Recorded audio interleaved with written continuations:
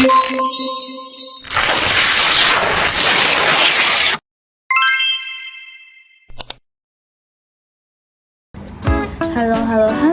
Di sini bersama aku Nadifa Malika, dan aku di sini akan menjelaskan tentang konflik tanah suci tiga agama Samawi di Yerusalem pada tahun 1980 sampai 2017. Oke, lalu kita memasuki main topiknya.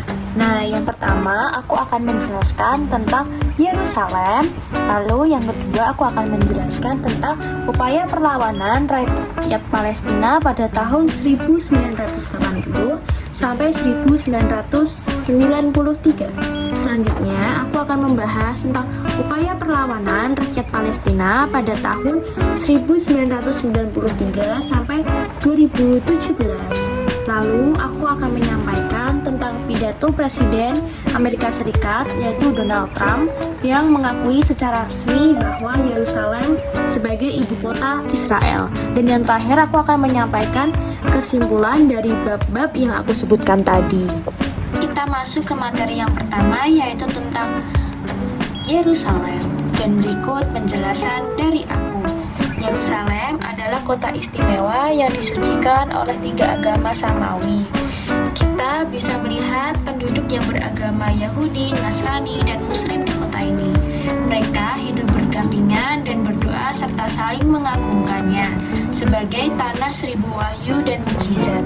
Dan dikarenakan hal inilah menjadi sengketa dan mengakibatkan pecahnya perang-perang besar yang tak pernah berakhir. Memiliki pengaruh tiga agama besar menjadikan kota Yerusalem menjadi menarik tatkala diduga menjadi titik awal perkembangan peradaban umat manusia. Nama Yerusalem berasal dari Jebus dan Salem. Seperti yang disebutkan oleh sejarawan Jubar Ajub, Jebus merupakan nama suku dari rumpun bangsa Kan'an, sedangkan kota Yerusalem merupakan kota suci tiga agama Samawi. Ketiga agama tersebut memiliki latar belakang sejarah spiritual yang menarik perhatian manusia seluruh dunia. Sejak zaman Khalifah Umar bin Khattab berhasil menaklukkan Yerusalem dari tangan Romawi, tepatnya pada bulan Februari tahun 638 Masehi, kota ini telah menjadi tempat tinggal bagi orang-orang dari berbagai agama, terutama dari agama Samawi tersebut, yaitu agama Kristen, Yahudi, dan Muslim. Meskipun ada konflik dari waktu ke waktu, umumnya masyarakat Yerusalem pernah hidup dengan damai dan toleransi terhadap agama-agama lain. Sebagai kota suci bagi beberapa agama, Yerusalem sering dijadikan tujuan perjalanan ibadah bagi penziarah dari seluruh dunia. Hak kepemilikan bagi masing-masing agama Samawi itu yang mengakibatkan konflik pertikaian yang kian membesar dan mencuri perhatian dunia sampai saat ini.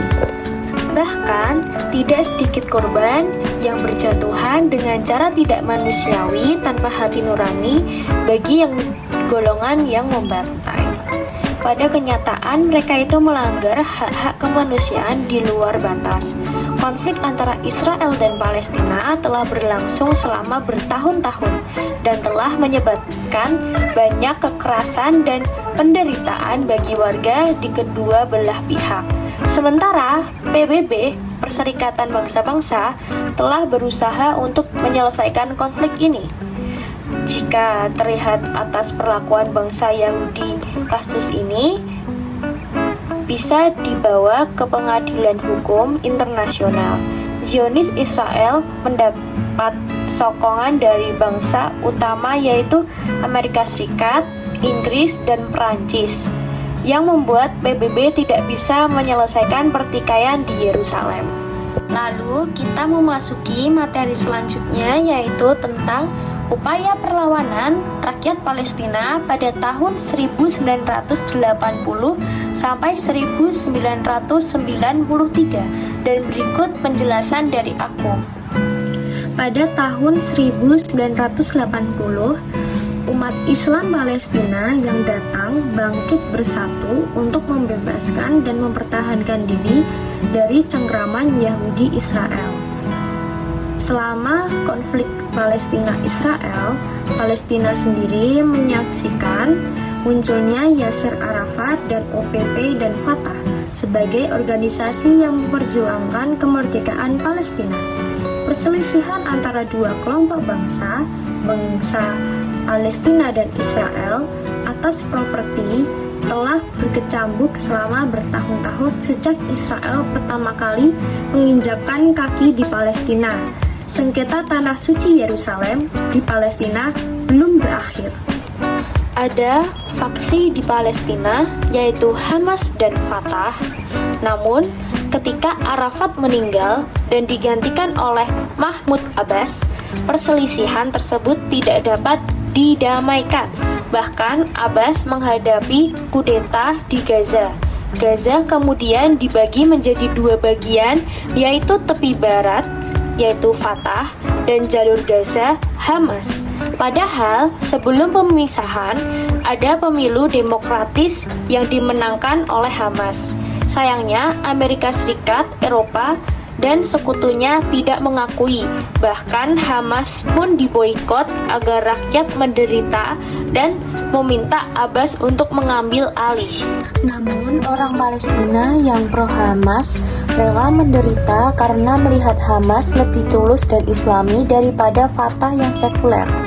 Karena Hamas adalah gerakan perlawanan Palestina yang tegas menentang keberadaan Israel dan kekuatan Zionisme dan dimonopoli Israel untuk ekonomi dan kehidupan rakyat Palestina, untuk menghilangkan kependudukan Israel dan keinginan untuk merdeka gerakan pembebasan Palestina yaitu Hamas. Hamas dibentuk pada 14 Desember 1987 merupakan kelompok organisasi yang paling dinamis dan kuat.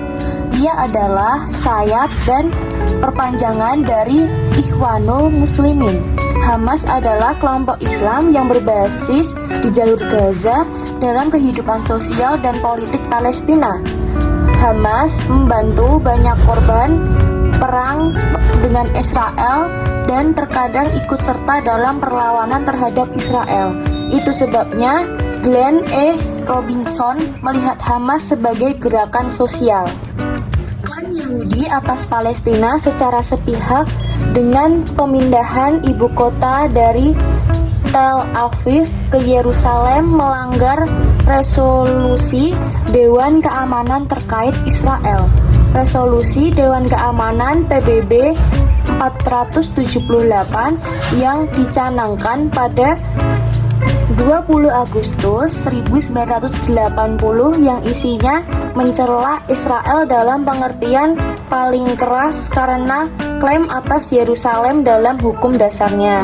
Sebanyak 52 resolusi yang dikeluarkan PBB terhadap Israel demi perdamaian Israel-Palestina disetujui dan didukung Amerika Serikat, namun Amerika telah menggunakan hak vetonya sebanyak 42 kali untuk melindungi Israel dari resolusi Dewan Keamanan PBB.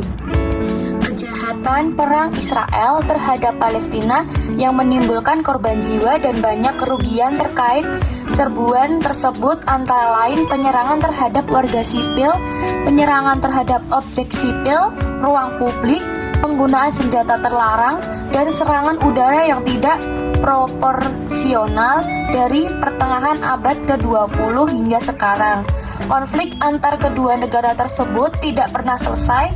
Sekitar 1.434 warga Palestina tewas menjadi korban akibat serangan 22 hari itu. Korban sipil 960, polisi 239, dan militan Hamas 238. Dari 960 warga sipil yang tewas, 288 anak-anak, 121 wanita, dan 409 warga sipil selain wanita dan anak-anak. Menurut Kementerian Kesehatan Palestina, 5.303 terluka, termasuk 1.606 akibat serangan Israel. Peperangan selama ini sudah menjadi warna bagi penyelesaian konflik antar Israel-Palestina.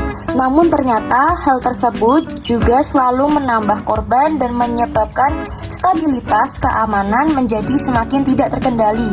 Dua karakter perjuangan melalui peperangan atau diplomasi juga menjadi dua warna yang berbeda bagi gerakan Hamas dan OPP yang ada di Palestina. Puncaknya pada tahun 1902 dibuat perjanjian Oslo. Lalu kita memasuki materi selanjutnya, yaitu tentang upaya perlawanan rakyat Palestina pada tahun 1993 sampai 2017, dan berikut penjelasan dari aku. Perundingan Oslo I berlangsung pada tahun 1993 dan perundingan Oslo II pada tahun 1994. Dengan langkah tersebut, Mahmud Abbas sebagai Presiden Palestina tidak melanggar perjanjian Oslo I dan II.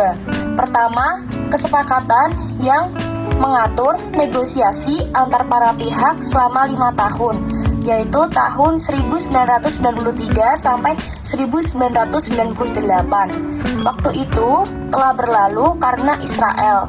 Setelah yang kita ketahui, kesepakatan Oslo dicapai antara pemimpin OPP Yasser Arafat dan mendiang Perdana Menteri Israel Yitzhak Rabin dan Menteri Luar Negeri Buruh Shimon Peres. Penandatanganan dokumen perjanjian dilakukan di Gedung Putih dengan saksi Presiden Amerika Serikat Bill. Konflik yang meningkat tajam di akhir dengan upaya perdamaian yang dimediasi Amerika Serikat antara OPP yang saat itu dipimpin oleh Yasser Arafat dan Perdana Menteri Israel Yitzhak Rabin. Kemudian peta jalan untuk perdamaian dibuat pada tahun 2002 antara Amerika Serikat, Uni Eropa, Rusia, dan Perserikatan Bangsa-Bangsa yang pada dasarnya bertujuan untuk negara Palestina merdeka pada tahun 2005 dan mengakhiri kekerasan di kedua sisi.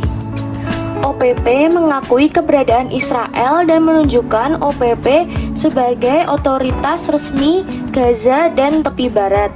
Sejak itu, Israel berdiri lebih kokoh di Palestina. Dengan menandatangani kesepakatan Oslo, Israel menerima OPP sebagai perwakilan rakyat Palestina dan menyetujui pembentukan otoritas Palestina dengan Yasser Arafat sebagai pemimpinnya. Sebaliknya, otoritas Palestina siap mengakui Israel dan berjanji akan menghentikan serangan terhadap masyarakat Israel.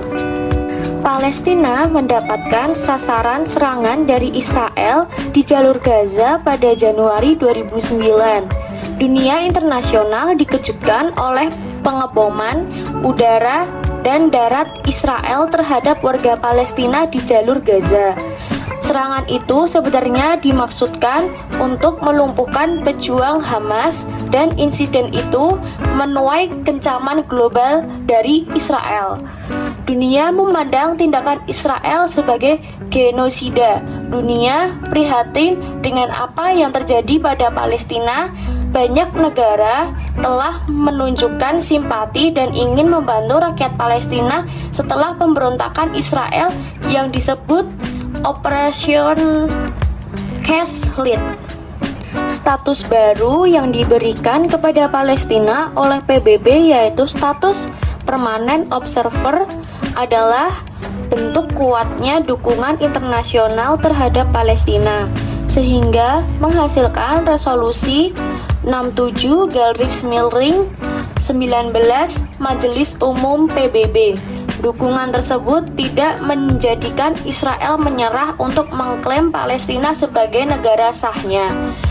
Meskipun banyak sekali negara-negara yang mengancam Israel atas perlakuannya, serta banyak pelanggaran HAM yang dilakukan oleh Israel, Hal tersebut karena Israel memiliki dukungan dan bantuan dari Amerika Serikat.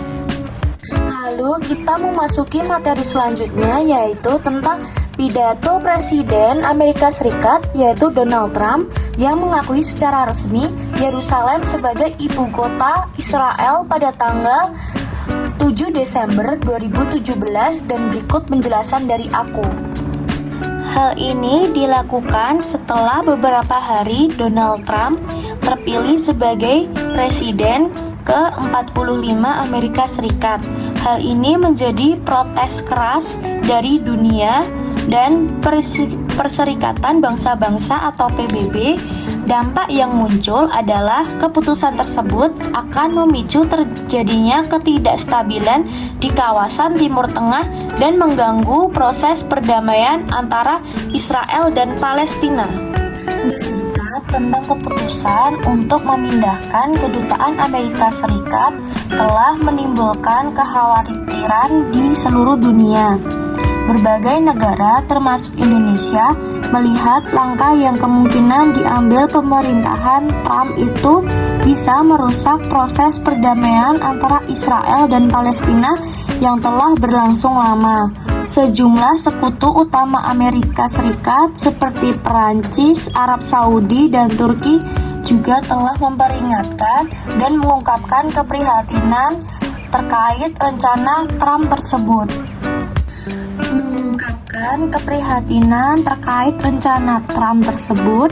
Dalam konflik Israel-Palestina, salah satu peristiwa yang menggemparkan dunia.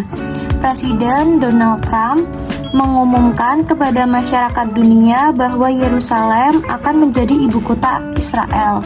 Keputusan ini meninggalkan tanda tanya bagi masyarakat dunia karena Trump tidak serius menyelesaikan konflik Israel-Palestina dan sebagai Presiden Amerika Serikat justru memihak Israel sebagai Presiden Amerika Serikat.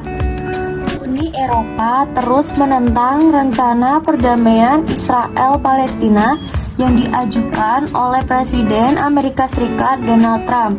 Mereka mengatakan menentang rencana Israel untuk mencaplok semua wilayah tepi barat yang diduduki sejak 1967. Proposal Amerika Serikat menyimpang jauh dari perjanjian internasional. Sebuah perjanjian perdamaian yang langgeng membutuhkan beberapa masalah penting untuk diselesaikan oleh kedua belah pihak. Ini termasuk masalah yang berkaitan dengan perbatasan, status Yerusalem, keamanan, dan status pengungsi, kata Joseph Borrell, Menteri Luar Negeri Uni Eropa, Rabu. Associated Press melaporkan. Selain kegembiraan penduduk Israel, hal ini tentunya juga menimbulkan kontroversi terutama di seluruh dunia Arab. Ada spekulasi tentang kebijakan Trump untuk menyelesaikan konflik Palestina-Israel yang sekarang renggang di tengah kekhawatiran bahwa negara-negara Arab tidak akan memiliki kesempatan untuk merundingkan masalah tersebut setelah kedutaan Amerika Serikat dipindahkan ke Yerusalem. Dan dari semua materi yang tadi sudah aku jelaskan memiliki kesimpulan. Kesimpulannya adalah tentang konflik perebutan tanah suci tiga agama Samawi di Yerusalem pada periode Israel tidak dapat terselesaikan karena adanya keyakinan agama mereka untuk menguasai wilayah tersebut secara mutlak. Meskipun mereka hidup di satu kota yang sama, kehidupan yang telah beriringan bersama selama berabad-abad masih menimbulkan kerusuhan yang tidak terselesaikan di Yerusalem. Berbagai cara upaya telah digunakan oleh PBB serta negara-negara lainnya masih belum bisa menyelesaikan konflik Palestina dengan Israel. Ketiga agama Samawi tersebut semuanya sama-sama menginginkan kekuasaan penuh atas kota suci Yerusalem yang dianggap kota bersejarah dan memiliki spiritual yang sakral oleh tiap-tiap agama Samawi.